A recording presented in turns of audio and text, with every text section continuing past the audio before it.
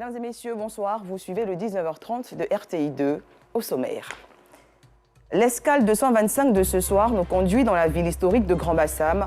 Nous revivrons les moments charnières de la vie de l'indépendance de la Côte d'Ivoire avec la célèbre marche des femmes de Grand-Bassam. Un tour à Tendiécro, une localité située à 40 km de Boaké, village où vit Marcelin, un jeune inventeur dont le portrait diffusé sur nos antennes aura suscité des réactions positives. C'est une ville en joie que vous verrez dans ce journal, une joie suscitée par la visite du premier responsable de l'INPHB, l'Institut national polytechnique, Félix Houphouët-Boigny. Merci de suivre l'information sur RTI 2. Rendons-nous à Tendiécro, une localité située à 40 km de Boaké. Les habitants de ce village ont reçu la visite du directeur général de l'école de référence, l'INPHB. Une visite qui fait suite, comme je le disais dans les titres, à la diffusion sur nos antennes du portrait de Marcelin, le génie de Tendiécro, et auteur de la IVMAS, une voiture montée avec des pièces de fortune. Son expertise et son savoir-faire ont suscité un intérêt chez le premier responsable de cette prestigieuse école. Reportage. Yamoussoukro, région du Bélier. Nous sommes au sein de la prestigieuse école INPHB, Institut national polytechnique Félix Houphouët-Boigny. Le directeur général mobilise son équipe managériale, non pas pour des travaux techniques, mais pour effectuer une visite à une personne assez spéciale. L'objectif, c'est bien de donner une suite finalement à ce que nous avons visualisé, un reportage très intéressant et puis impressionnant sur des innovations portées par un jeune. Cette visite est consécutive à la diffusion du portrait de Marcelin, un jeune inventeur de Tendiécro au journal télévisé de RTI 2 le 4 août dernier. Direction donc Tendiécro, situé à environ 115 km de Yamoussoukro. À l'arrivée, l'accueil est de taille. Tout le village de Tendiécro est en joie. Marcelin, l'enfant prodige, est à l'honneur. Entre chants et danses, les populations saluent la visite du directeur général de l'INPHB. Cap est alors mis chez le chef du village. La délégation, conduite par le directeur de l'INPHB et le maire de Tendiécro, se dirige au domicile, que dis-je, au siège de Masse Invention. Monsieur le directeur, c'est la radio Tendiécro. Voici l'antenne. C'est du bambou, j'ai coupé en brousse et puis j'ai monté les matériels dessus pour pouvoir les monter dans le village. Les visiteurs sont émerveillés. En exclusivité, Marcelin présente à l'Assemblée sa dernière trouvaille. Ça, c'est ma dernière invention. J'ai pris des pots, j'ai mis des cuivres. J'ai mis des cuivres et puis je mets de l'eau, ça donne de l'énergie électrique. Mais ça ne peut pas trop durer. Donc je suis en train de faire des recherches encore pour pouvoir stabiliser. Le directeur général est sous le charme. Je suis très impressionné par ce qu'on a vu, qui est à la frontière de beaucoup de disciplines. Séduit par toutes ces merveilles, il annonce la bonne nouvelle aux habitants de Tendiécro. Il va intégrer l'incubateur et puis travailler avec Sissoko pour son accompagnement technique. Est-ce que vous êtes d'accord? Marcelin, nouveau pensionnaire de l'INPHB de Yamoussoukro. L'émotion est grande. Autorités du village, parents et amis se disent heureux de cette information. C'est un plaisir pour moi de savoir que mon fils intègre cette grande école de Côte d'Ivoire. Que Dieu vous bénisse. Je suis très comblé, vraiment, que tout ce que les gens ont décidé, qu'ils puissent mettre en pratique. C'est mon petit génie. Vraiment, il ne savait même pas qu'il allait faire cela. Mais grâce à Dieu, il a pu faire cela. Que le ciel vous accompagne et accompagne notre fils. Après la bonne nouvelle, tous se sont donné rendez-vous le lendemain. 6 heures du matin, c'est l'heure du départ pour Yamoussoukro. S'ensuivent les bénédictions de la famille pour un voyage paisible.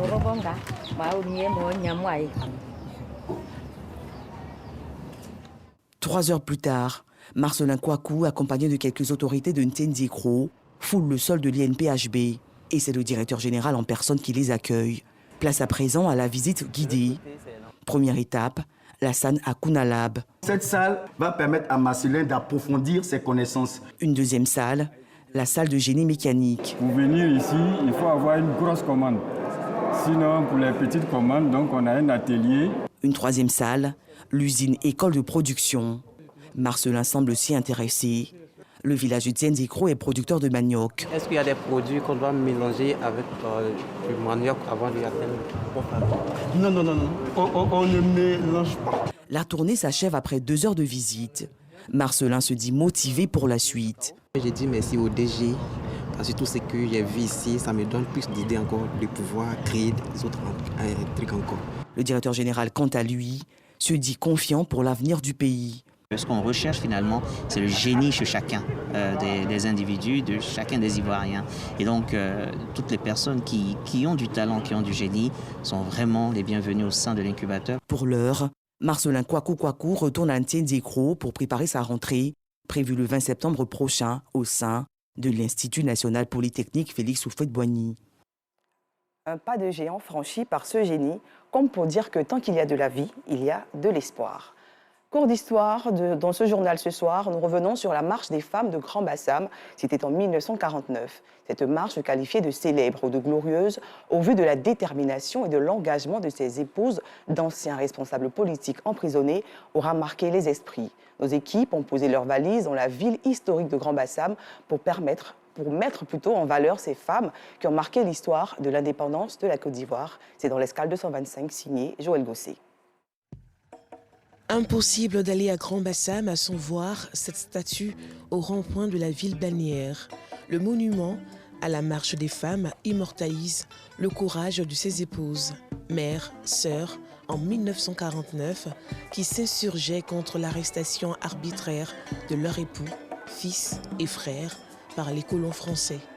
Bien plus, elles demandaient leur libération.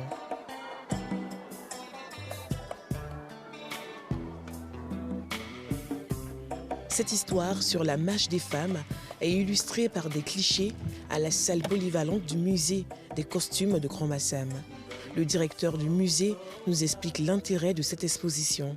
Le musée est au service de la société et de son développement. Et ces femmes qui ont véritablement marqué l'histoire de la Côte d'Ivoire ne peuvent pas passer inaperçues. Et donc, quand il m'a été demandé de réserver une place au musée et à ces femmes, je n'ai pas du tout hésité. Il nous accompagne dans la salle où trônent les photos des braves femmes de 1949. Monsieur Siakison va vous présenter, va vous donner l'histoire typiques qui ont caractérisé cet événement. Nous sommes frappés par la disposition particulière des photographies et aussi par l'impact de l'énergie que chacune d'elles transmet. Qui sont ces femmes qui ont tenu tête aux colons? La Côte d'Ivoire n'était pas encore indépendante. Alors, d'où ont-elles puisé toute cette force? Nous sommes en fin 1948. Et au sein du PDCI, qui est le parti le plus fort de l'époque, il y a quelques petites distensions internes. L'un des sénateurs du PDCI, Étienne Dioma, quitte le parti et crée un nouveau parti qui est le Bloc démocratique et burkinabé. Il décide d'organiser un meeting d'explication non loin du cinéma ABC à Trècheville, non loin du siège du PDCI. Son meeting, plusieurs fois reporté, finalement est transformé en pugilat. La police coloniale, justement, qui était dans la zone et qui n'attendait que cette occasion, en pouvait mettre le grappin sur les principaux militants du PDCI, notamment les plus jeunes, les plus actifs et les plus dynamiques. 8, ils sont embarqués dans un corbia réservé aux Blancs, et puis on les envoie à la prison coloniale de Grand Bassam. 10 mois plus tard, la date du procès n'était pas encore fixée alors que les détenus vivent dans des conditions précaires. Les 13 femmes des 8 prisonniers décident d'écrire un courrier au gouverneur Laurent Péchou. Et le courrier, le voici. Voici plus de 10 jours que nos maris ont été contraints, après toutes les fins, de non recevoir, opposés à leur demande de mise en liberté provisoire, à faire la grève de la faim. Aucune décision n'est encore intervenue et aux dernières nouvelles, nous apprenons que 3 d'entre eux sont déjà dans un état d'extrême faiblesse. Voici donc que les 13 femmes doivent venir le 19 soir à Grand Bassam. Leur sœur leur dit, vous n'irez pas à 13. Influencer un blanc qui a mis les gens en prison. Attendez donc qu'on se prépare et qu'on vous accompagne allègrement. Ces prisonniers, ce sont Camara Lama d'abord, Albert Kofi Parezo, Séri Coré, Dacosta Vieira, Ekra Mathieu, Jean-Baptiste Moquet, Bernard Blindadier, Et puis finalement, Williams Aka Jacob, celui qui a laissé son nom à Williamsville. Le 20 décembre 1949, une première manifestation est organisée dans le calme, mais sans résultat. Près de 500 femmes quittent Trècheville, quittent Adjamé, quittent Abobo, rencontrent les autres femmes de Port-Boué et viennent voir le procureur. Elles arrivent autour de 16h, le procureur, il refuse de les recevoir. Elles sont donc obligées de repartir, pas à Abidjan, mais elles dorment à l'Impérial à Grand-Bassam. Le 22 décembre 1949, plusieurs délégations de femmes manifestent devant le palais du procureur.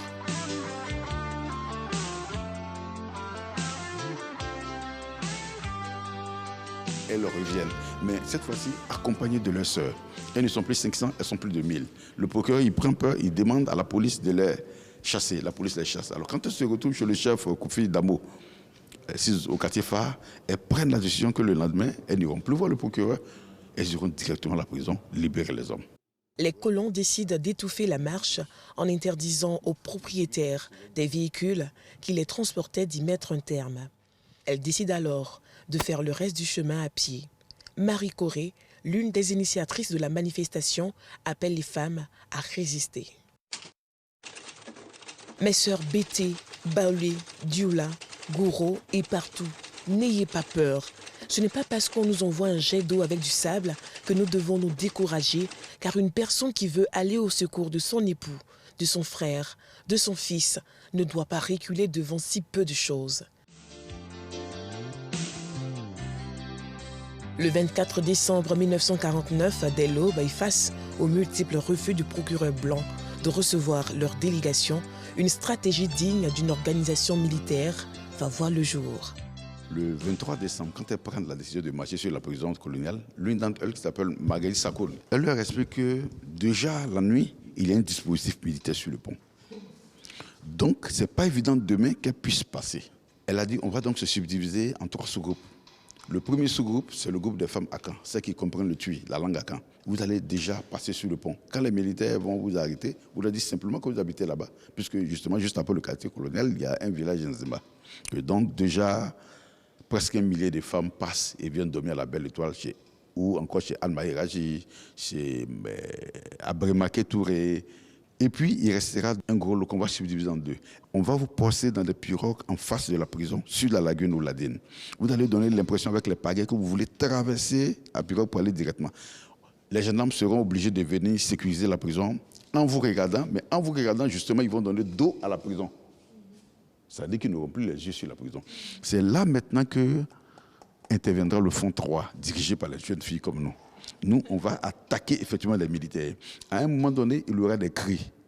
Les cris seront le point de départ pour que vous, les dames du front 1, qui avaient dormi au quartier France depuis la veille, soyez en train de ramper sur la plage et prendre la prison. Et c'est ce qui s'est passé exactement le jour-là, le 24 décembre 1949, autour de 14h. Pendant que les militaires croyaient qu'ils avaient tout barricadé et qu'aucune femme n'était passée, sauf les 3, voilà qu'ils apprennent, les pauvres militaires, que la prison coloniale de Bassam est prise d'assaut. Après 10 mois de résistance et à la demande de Félix Houphouët-Boigny, alors à la tête du PDCI, la marche prend fin. 3 mois plus tard, les militants obtiennent une mise en liberté partielle. Les femmes ont senti la nécessité de remplacer les hommes. Comme ça s'est passé en 1936, au cours de la Deuxième Guerre mondiale en Europe. Aux États-Unis, les femmes ont senti la nécessité de remplacer les hommes à l'usine. Ces femmes entrent dans l'histoire. Leur courage et leur combat pacifique est le symbole de la non-violence.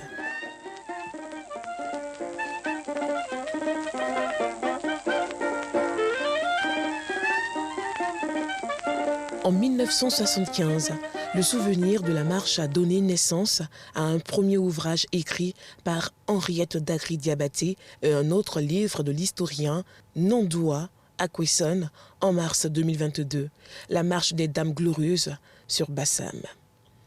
Au nombre des souvenirs, un timbre à l'effigie de Marie Corée, celle qui dirigeait le mouvement, la femme panthère, comme on l'appelait, a été battue à plusieurs reprises, blessée et condamnée à 2 mois de prison et décède en 1951 d'un panari au doigt. Almaï Raji Elle fut membre du Conseil économique et social.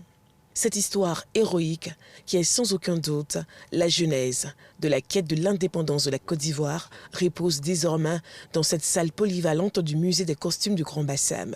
Tout amoureux de l'histoire et visiteurs de passage en Côte d'Ivoire connaîtront ces visages et leur histoire héroïque, il faut le dire.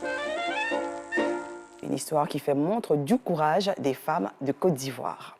Intéressons-nous à présent à l'errance des chiens, une problématique d'ordre sociétal. Dans de nombreux quartiers du district autonome d'Abidjan, des chiens errants sont visibles à plusieurs coins de rue. Une situation embarrassante pour les populations. Pourquoi ces chiens envahissent-ils les rues? Quels sont les dangers liés à leur présence? Quelles sont les mesures à prendre? La réponse dans ce reportage de Yacouba Koulibaly. Quartier Santé, commune d'Abobo. Mariam Koné, commerçante, préfère la compagnie de son chien Dick. Elle considère cet animal comme un protecteur qu'elle protège également. C'est mon chien qui me protège, il fait tout. Donc là, je le protège aussi. Il a moi il y a longtemps. Ça vaut des années. On est ensemble. À 500 mètres de Mariam, contrairement à Dick, un autre chien que nous nommerons Patience est visiblement sans propriétaire. Patience joue avec des enfants, tandis qu'un autre chien que nous appellerons Topaz, également seul, préfère errer. Dans le même périmètre, un chiot errant déguste des morceaux de viande offerts par une commerçante. La proximité de ces animaux avec les hommes dans la rue inquiète les riverains. Pour eux, ces chiens sans toit et sans propriétaire sont une menace pour le quartier. C'est pas normal parce que ce sont des êtres aussi qui normalement qu'on devait entretenir.